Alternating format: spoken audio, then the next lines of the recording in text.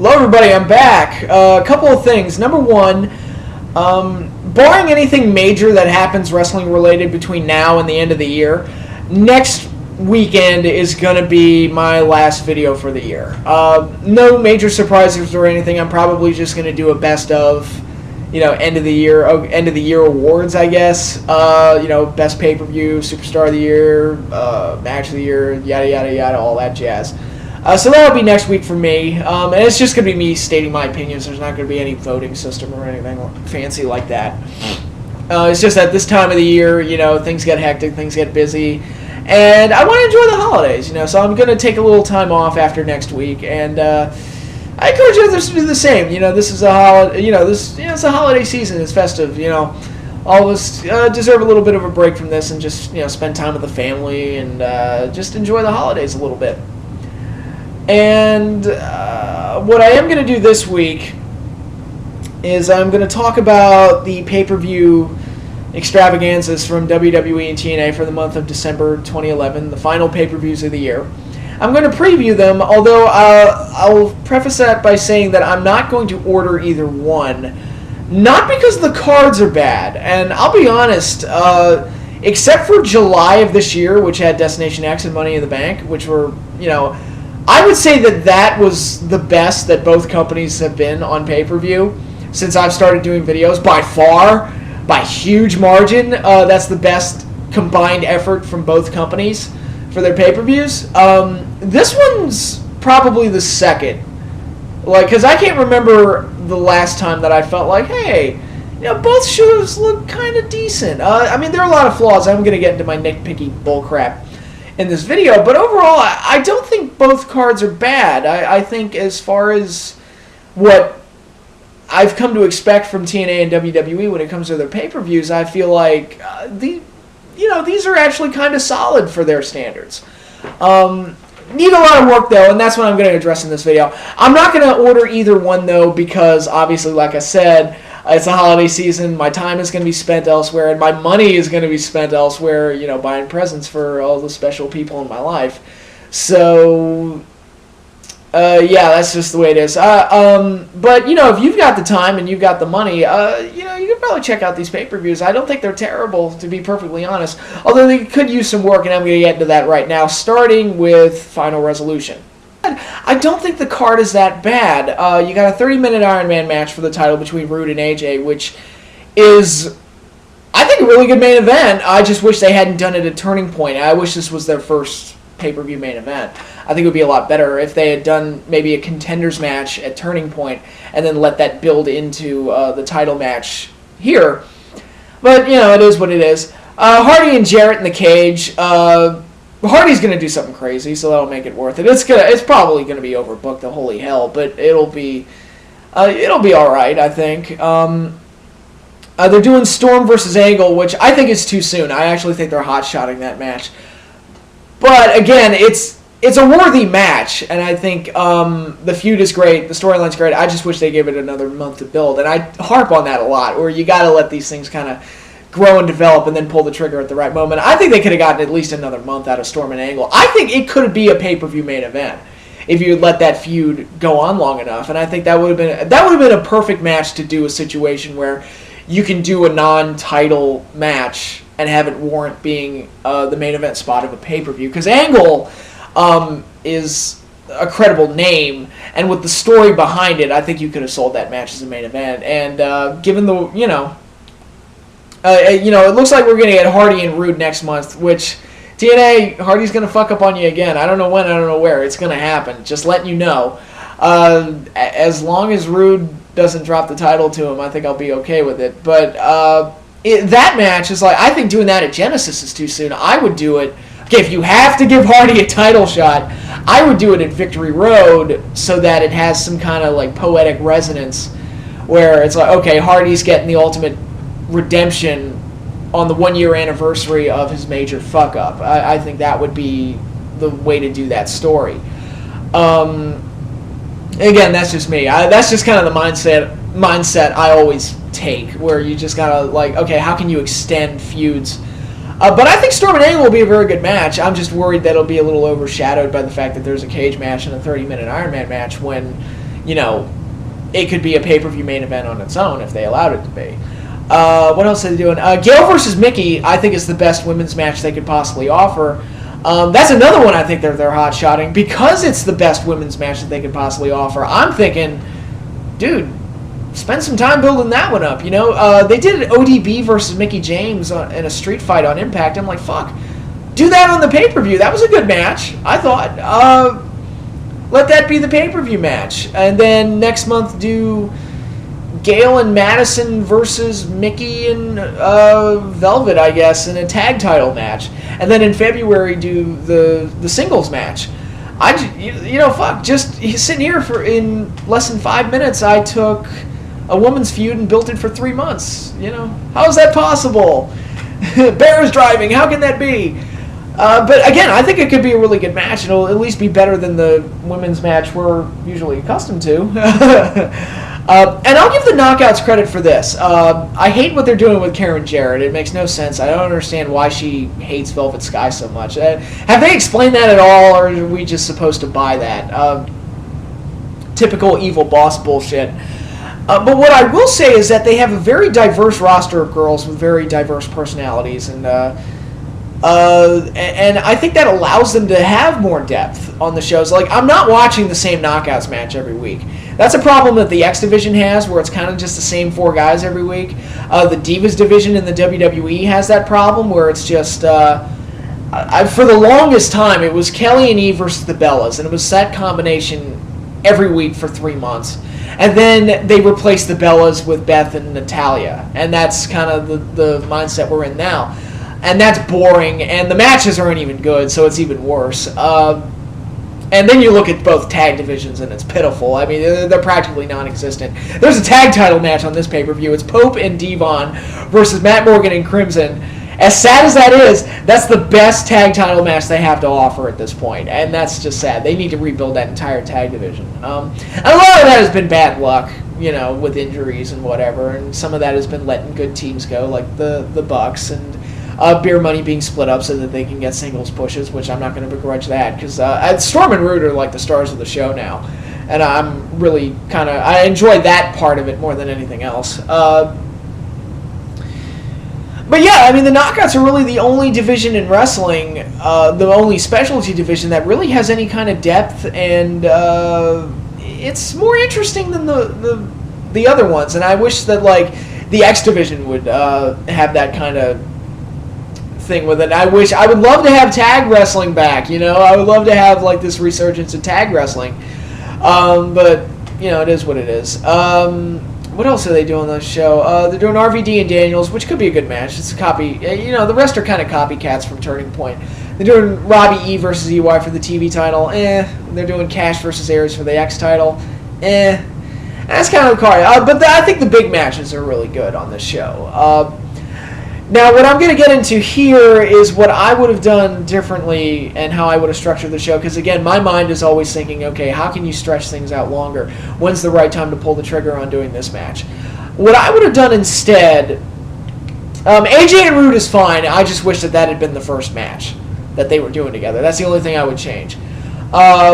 Instead of doing Hardy versus Jarrett in a cage, because Hardy, again, I didn't watch Turning Point, but it sounded like Hardy just humiliated him and beat him 3 times in 5 minutes, which is like, all right, whatever. The heel's already been humiliated, so who cares?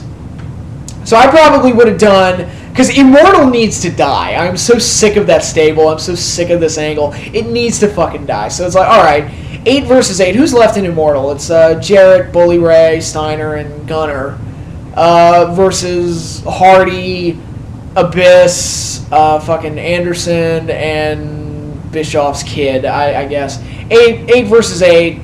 If Immortal loses, they disband. Immortal loses, they disband. And just end that fucking thing, because it's boring. I don't care anymore. I didn't really care at all at first, to be perfectly honest. And just end it. And just let this pay-per-view be the fucking end of Immortal and be done with it. Instead of doing Kurt Angle versus James Storm, do Kurt Angle versus Kazarian and give Kazarian something to do. Where the hell's he been? Again, I'll talk about how the X Division is just the same guys every single week. It's some combination of Aries, Cash, Sorensen, who I don't see what the big deal is with that kid, and Brian Kendrick. It's like, where the fuck is Kazarian? Like, why isn't he working with anybody? And, they could, instead of doing Storm and Angle right away, they could have done Kazarian versus Angle, with Kazarian trying to get revenge on behalf of his Fortune teammate, James Storm. And that, Angle wins, and then that'll build into Storm and Angle next month, where they would headline the pay-per-view. Again, that's where my mind goes. Gale, the knockouts, I already talked about that. Tag division, I don't even know what else you could possibly do, given the state of the tag division. X division, I guess that match is okay. TV title, it's basically just a low-card comedy act belt at this point. I would rather, why isn't Daniels and RVD the TV title match? Like, why haven't, except for that short period where it was AJ and Douglas Williams, they've never really tried to even make that belt be like a solid mid-card belt. It's always been kind of, at first it was the old fart title. It was like, it goes to the Legends. It was called the Legends title, so it was kind of the old fart belt. Which kept Kevin Nash out of the world title picture, so I guess I shouldn't begrudge it too much. But then it kind of just became that meaningless mid-card belt. Then they were trying to use it as a way to get Rob Terry over, which, yeah, right. And then AJ got it, and then he was doing nothing with it until he started feuding with Douglas Williams. And then they had something going there for, a couple of weeks. And then after that, it just went back to being a nothing belt. And right now, it's like they're at least featuring it more. But it's just like the comedy act belt, and I just don't really care. Why not let Daniels and RVD feud over the belt? Because their feud doesn't really have anything to it. It's just Daniels, attacking RVD during matches and stuff. There's no real spice to it. So why not let that be the TV title feud? And just to let a big name and some talented guys add some credibility to a championship. But, that's just me thinking. But, yeah, those are my thoughts on Final Resolution. It's not a bad card. I'm just saying that right out. I know it sounded like I was blasting the hell out of it. And they are giving away a few things too soon, but maybe they just want to close their pay-per-view year with a bang after a few, most of the pay-per-views this year have been pretty lackluster. I could tell that just by looking at them on paper. So maybe they're just trying to spice it up a little bit by giving away Gale and Mickey right away and giving away Storm and Angle right away. But, yeah, I think it looks like a good card overall, but let's get into TLC. Now, my major problem with TLC is it's the same problem I have with a lot of the other gimmick pay-per-views that the WWE does. They're just kind of forcing a gimmick on the situation rather than letting the gimmick complement their storyline. And the main event is just a perfect example of that. It's Punk, Del Rio, and Miz in a TLC, and I wouldn't be surprised if Cena were added to it next week. We'll see. It's a TLC match just because. There's no other reason for it. It's just a TLC match just because. And I think, haven't Punk and Del Rio been in the title match, against each other, 3 months in a row or something? This will be, the third one in a row. Which, again, kind of plays into that repetition thing that kind of bugs me. Mark Henry and Big Show, same thing. Doing the match is fine. My thing is, when they did the match where they blew the ring up, I would have, kept them apart until now. I would have, okay, let's give some time, some space in between the rematches, rather than just doing, okay, 1 pay-per-view, 2 pay-per-view, 3 pay-per-view, and it's just the same match over and over again. Because that wears out after a while. I said the same thing about Orton and Christian, where, okay, Orton wins the title on SmackDown the week after Christian wins the title, and then it's just Orton and Christian for 4 months straight. They had to have had at least 8 or 9 matches. I don't think I'm exaggerating when I say that. I don't know the exact number, because I lost count because they did so many. You could have gotten a lot out of just building up. Okay, you do the first match, even if you do it on SmackDown. Okay, you do the first match on SmackDown where Orton wins the title, and then you spend the next 3-4 months building up the rematch at SummerSlam. I think you could have gotten a lot of mileage out of that. Again, I'm just throwing ideas out there. The spamming rematch thing kind of bugs me. I'll be honest. I think the best things about this card are the 2 mid-card title matches. I think they've done a really good job of making people want to see Ryder win the U.S. title from Dolph Ziggler. They've actually put some time and effort into building that match, and I think that'll be a nice moment at the pay-per-view if Ryder wins the title. Cody Rhodes and Booker T for the IC title it's got a spark to it because it's Booker T. We haven't seen him wrestle in a while. I remember seeing him in TNA, and he was wrestling. He was wrestling like a Legends wrestler, where he would just go out there and hit his trademark stuff, and that was it. And that was all the effort he was putting into it. But we were seeing it every week, so it wasn't cool at all, and it just felt like he was lazy. And he looked really bad when he was tagging with Scott Steiner, and Scott Steiner was fucking diving off of balconies and doing like fucking tables, getting powerbombed through fucking tables and doing Frankensteiners. And I always hear about how Steiner's like a fucking cripple. And, like when he gets backstage, he can barely move. Again, I don't know if that's true, but he looked really bad when working with Scott Steiner. When Steiner, say whatever you want about him, that dude puts in 100% effort every time he goes out there, for better or worse. And Booker, I never felt like he was putting much effort. So I don't know what kind of Booker T we're going to get in this match. But I think just having him there adds a little bit of a spark, if nothing else, to the pay-per-view, because it's something we don't usually see. And I think this match is going to be the gateway into Cody Rhodes and Goldust at WrestleMania. I mean, that's been talked about so much on the internet lately that that match is most likely going to happen. And are we supposed to remember that Goldust and Booker T were tag partners back in 2002? I'm just curious on that. Is that something that we're supposed to remember, or are we supposed to have forgotten that by now? I don't know. But it just feels like a feud with Booker would be the gateway to eventually doing a feud with Goldust. But, whatever. So, yeah, I like the two mid-card title matches. Barrett Norton, it's okay. I've never been a big fan of Barrett. But I think making it a tables match at least makes it more tolerable. And what else is on here? Oh, they're doing Nash and Triple H, which they've built that up well. And they've given it time, which I like. They've actually made Triple H's injury actually mean something by keeping him off TV for an extended period of time. The gimmick is a little strange, though. They're really forcing a ladder match onto this, which Nash in a ladder match, I don't know how good of an idea that is. But I understand, okay, does the match end, or can the match end before they get the sledgehammer down from the ladder? Or do they have to get the sledgehammer in order for the match to end? I don't know, because I'd rather, if I were in that match, it's like, fuck it, I'm just going to beat the shit out of the guy with the ladder, because they're going to use the ladder as a weapon anyway, so, that's the gimmick is a little strange, I'll admit. I'm not saying the match will be terrible, I don't know.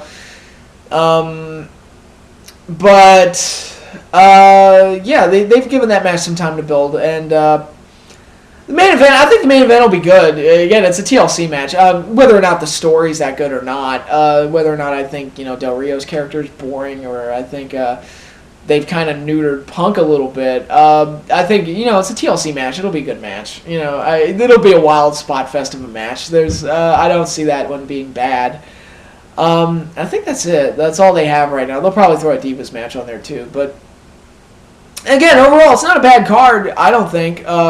Again, compared to what the WWE has given us for most of the year. It's better than Survivor Series, I think, which was, that was the card that I only ordered just to see The Rock, more than anything else.